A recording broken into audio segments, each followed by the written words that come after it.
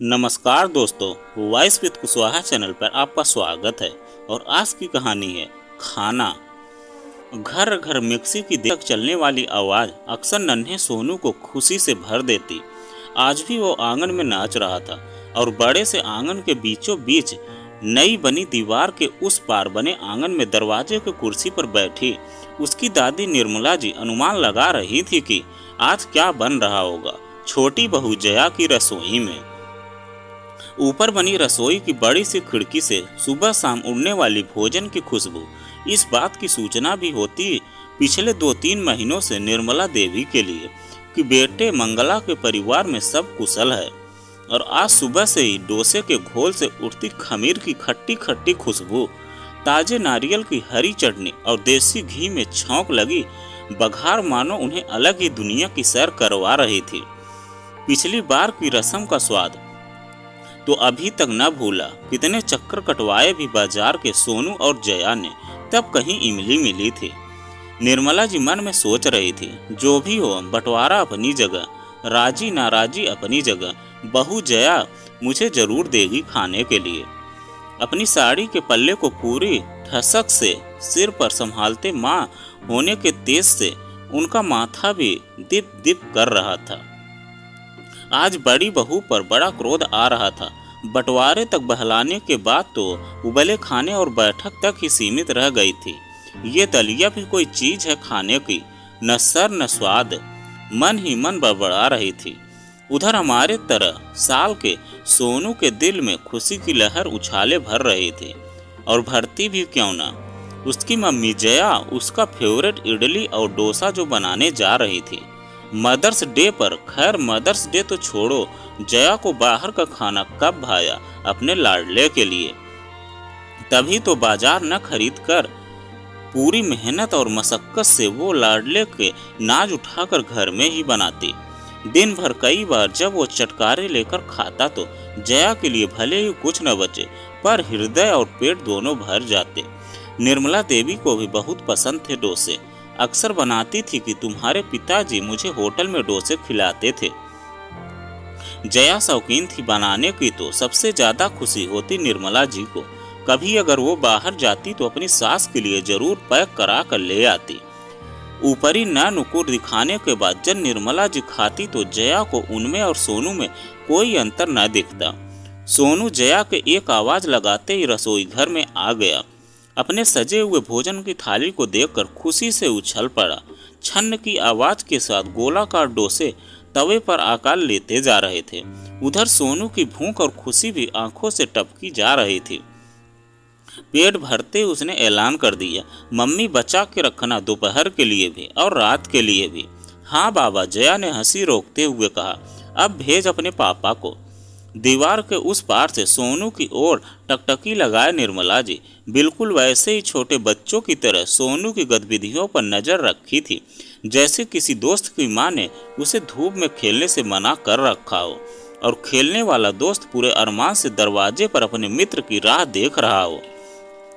जैसे ही सोनू को अपने पिता को बुलाने के लिए बाहर निकला, निर्मला जी ने इशारे से बुलाया, सोनू आज बड़ा चहक रहा है, लगता है तेरी माँ कुछ बढ़िया बना रही है। सोनू भी इधर उधर देखने के बाद आंखें मटका कर बोला, डोसे? लेकिन आपको दूंगा तो ताऊ जी गुस्सा करेंगे। तो मैं तेरे घर आके खाऊंगी। दीवार पार ही तो नया दरवाजा लगा है। इन दोनों की पत्नियों ने मेरा घर बांट डाला। मन का खाना भी रोक दिया। वो थोड़ा क्रोध से बड़बड़ा उठी। ताजा ताजा बंटवारे के जख्म भी कुछ ज्यादा ही रिश्ते और दुखते हैं। इन सब में बुरी तरह हारती तो बस एक माँ है, जो एक बेटे से डरती तो दूसरे की नाराजगी भी बर्दाश्त करती है। निर्मला जी भी अपनी बेबसी पर पछता रही थी और थोड़ी देर उन्हें सहमी आंखों से देखने के बाद सोनू लड़ाई के डर से भाग गया। वो भी उसे जाते देखती रही। मंगल के डोसे खा लेने के बाद सोनू ने एक बार फिर डोसे पर नंबर लगाया और खाते खाते मासूमियत के साथ बोला, मम्मी पत्नी क्या बहुत बुरी होती हैं। मेरी शादी पत्नी से बिल्कुल मत करना, नहीं तो वो आपका खाना बंद कर देगी। ना बेटा, आज तुझे पत्नी और शादी की चिंता क्यों हो गई? जया ने हंसकर पूछा। मम्मी, दादी, अम्मा पूछ रही थी कि क्या बनाया है। अम्मा फिर बोली, पत्नी खाने नहीं देगी। न बेटा, वो सोनू को गले लगाकर बोली, मैं भी तो पत्नी हूँ तुम्हारे पापा की, क्या मैं अम्मा का खाना बंद किया अभी कभी? मम्मी, अब तो लड़ाई हो गई और गेट भी अलग है। सोनू का सवाल अब दिल चीरने लगा था। अपने लिए थाली लगाने के बाद भी जया से मुंह में कौर न डाला गया और जया ने अपनी थाली ढक कर रख दी और अम्मा की थाली सजाना शुरू कर दिया। क्या विवशता है, घर की लड़ाई बहुत कुछ छीन लेती है। खुद से लड़ते लड़ते थाली में सांभर चटनी के साथ 2 करारे डोसे और इडली रखने के बाद उसे ढककर जैसे ही गेट पर पहुंची, पीछे से मंगल की भारी आवाज गूंज उठी, रुक जाओ जया और ऊपर चली जाओ।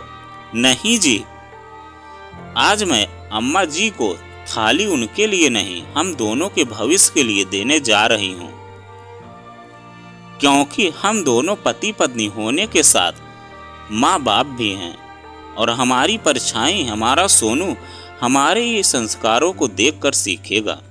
इतना कहकर जया आगे बढ़ गई। मंगल भी जया के इस तर्क पर मौन रह गया, क्योंकि सोनू जया के पीछे पीछे जो था।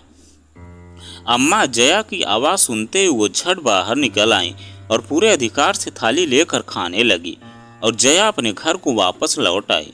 निर्मला जी थाली खुद चलकर देने गई और बोली कि बहू 2-3 और बनाओ मेरे लिए, पर बैठी वो मंगल के दरवाजे के बाहर ही और सुबह से ही उनकी एक गतिविधि पर नज़र रखे हुए उनकी बड़ी बहू सुमन को बड़ी अखर गई और वो अपने पति किशोर को वहीं बुला लाई और जोर से निर्मला जी को देखकर बोली, इसलिए इन्हें भूख न लगी थी। सुबह से हाव भाव से ही मैं समझ गई थी इनके।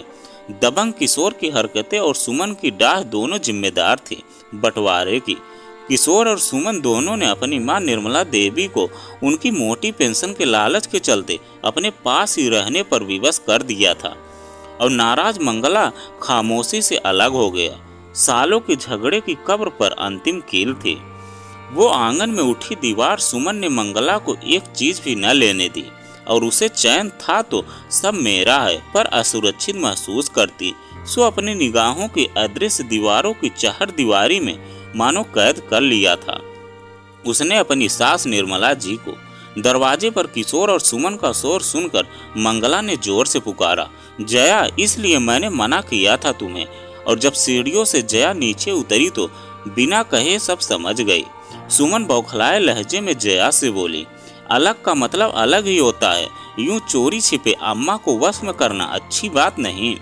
आज छोड़ रही हूँ, वरना क्या बड़े भैया और दीदी, जया ने भी जोर से चिल्लाकर कहा, वरना क्या कर लेंगी आप? एक माँ को उसकी पसंद का खाना खिलाने की क्या सजा है आपकी नज़र में मेरी?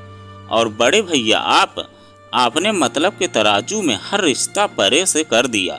एक बात भूल गए कि सबका पेट भरने वाली माँ ने कभी बच्चों को खिलाए खाने का तराजू में न तौले, वरना खुद भूखी रहकर औलाद का पेट न भरती। एक बात बताइए, आप और मंगला जी, आप दोनों के पास इतने खिलाए बचपन के हर एक कौर का हिसाब है। ये दोनों आपकी माँ हैं और दोनों बेटों के पास खाना ये अम्मा तय करेंगी, आपकी छोटी सोच का तराजू नहीं। आप संपत्ति में दीवार उठाएं, उनकी ममता में नहीं। अब किशोर का सिर शर्म से झुक गया था। निर्मला की मूक आंखों के सवाल के जवाब उसके पास न थे। आज मदर्स डे है तो एक माँ होने के नाते उनको भी अधिकार है अपनी पसंद के खाने का। फिर जब सब आप ले चुके हैं तो आशीर्वाद के अतिरिक्त मैं क्या लेने आऊंगी उनसे? वो किसी रिश्तेदार नहीं, अपने बच्चे के पास बैठी हैं और जब मन होगा तब ही जाएंगी। एक माँ किस बच्चे के हाथ से खाना चाहती है ये उसका निर्णय होना चाहिए, हमारा बंधन नहीं। और ये मत भूलिए कि अब हम दोनों ही माता पिता भी हैं, तो बच्चों की संस्कार की थाली में क्या परोस रहे हैं ये भी देख लीजिएगा। आगे चलकर वही आपको भी मिलेगा। आपके बच्चे जब मदर्स डे मना रहे हैं तो अम्मा ही क्यों वंचित रहे इस खुशी से? किशोर और सुमन तो खामोशी से अपने हिस्से में लौट गए। अम्मा आप बैठिए, मैं गर्म डोसे उतारती हूँ, खाए बिना जाने नहीं दूंगी। और निर्मला जी छोटे बच्चों की तरह बैठ गई। उनके चेहरे की चमक और सोनू की खुशी दोनों में अंतर करना बहुत मुश्किल हो रहा था। सास को प्रसन्नता पूर्वक खाते देख जया अपने मन में असीम शांति का अनुभव कर रही थी। चलते समय निर्मला जी ने अश्रुपूरित आंखों से कहा, मुझे पता था बहू, मुझे दिए बिना तेरे भी मुंह में कौर न दिया जाएगा। एक माँ की पीड़ा, उसकी व्यवस्था, उसके अरमान, उसकी भूख समझने के लिए माँ होना जरूरी है। माँ बाप भी बुढ़ापे में बच्चे ही हो जाते हैं। हाँ अम्मा, मुझे भी तरस आता है इन दोनों की सोच पर कि माँ बाप के हाथ के रोटी छीन कर खाने वालों को आखिर क्या हक है उनके रोटी के लिए तराजू निर्धारित करने का। आज का मदर्स डे जहाँ किशोर सुमन के लिए सबक था, वहीं मंगला को अपनी पत्नी की सोच पर गर्व महसूस हो रहा था। सुमन सही जवाब पाकर सुधर चुकी थी। अब वो रोक नहीं लगाती सास पर, परंतु बहुतों के लिए ये भी एक सोचनीय विषय है कि हम अपनी परछाई बच्चों को क्या दे रहे हैं। हम उन्हें तो देंगे वही आपको भी देंगे वो। तो दोस्तों, यह कहानी आपको कैसी लगी कमेंट में लिखकर जरूर बताइएगा। अगर आप हमारे चैनल पर नए हैं तो प्लीज़ चैनल को सब्सक्राइब कीजिएगा और वीडियो को लाइक कीजिएगा। तो चलिए मिलते हैं एक नई कहानी के साथ में एक नए वीडियो में। कहानी सुनने के लिए आपका बहुत बहुत धन्यवाद।